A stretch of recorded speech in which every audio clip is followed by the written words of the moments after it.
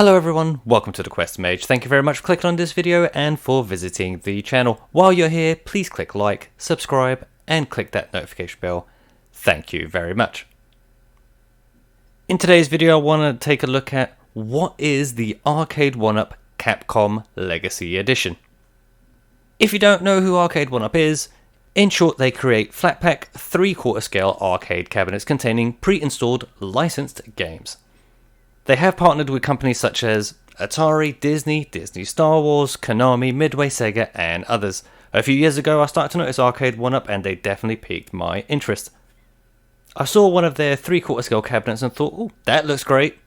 How much are they? What games come with each machine? And how do they control? Machines like the Street Fighter, Final Fight and Mortal Kombat cabinets really stood out to me at the time.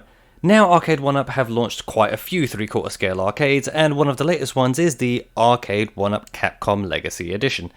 I nearly bought the original Arcade1UP Street Fighter cabinet, but there were a few issues for me at the time.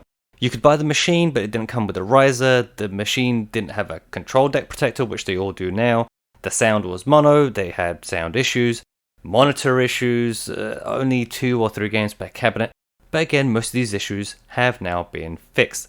So let's take a look at the Arcade1UP CAPCOM Legacy Edition.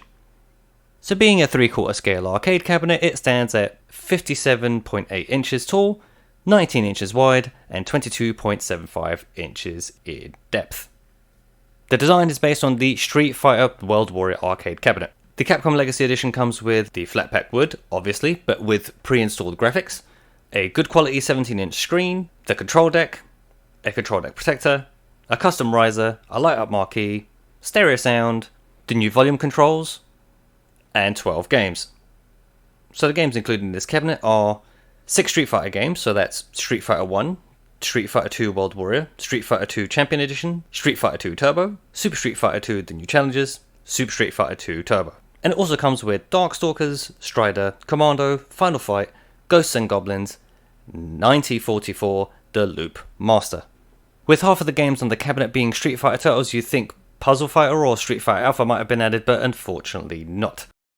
They basically have collected all the games from their previous Street Fighter and Final Fight cabinets, while adding a few more to the mix. The software also allows the user to change some settings for each game, kind of like dip switch settings, turning scan lines on and off, changing the difficulty level, that sort of thing. Some games having more options than the other ones though, not all of them have the same options.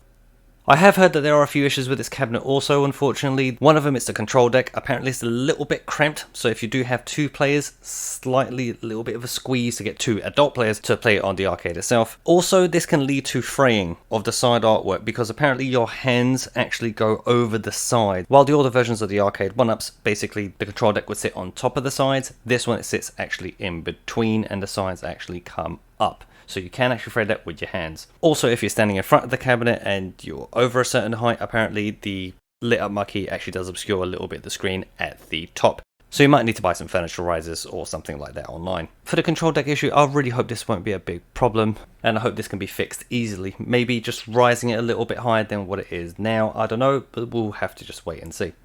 The furniture risers we can just buy online and they're kind of cheap anyway, so it's not that big of a deal. Is annoying having to spend out money and this sort of stuff happens, but you know, again, it's not that big of a deal, I think. So what do you all think of the Arcade1UP CAPCOM Legacy Edition? Do you like it? Do you dislike it? How would you change it? Please leave your impression down in the comment section. That's going to do it for today's video. Thank you very much for clicking on this video again and for visiting the channel. If you do like what we do here, please click like, subscribe and hit that notification bell for more content in the future. And until then, thanks again.